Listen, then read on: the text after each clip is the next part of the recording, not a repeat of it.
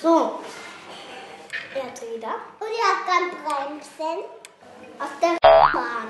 Auch lenken. Ein Helm. Lenken ist sehr wichtig. Ja, und sonst tut sich was. Hupe drücken, wenn ein Unfall ist. Eine Jacke. Aber in der Rad gibt es keine Hupe. Schuhe. Beim Rad aber gibt es eine Klingel. Aber Klinge? Ja, keine Klinge, Fahrrad. Er muss schnell bremsen, dann reacht.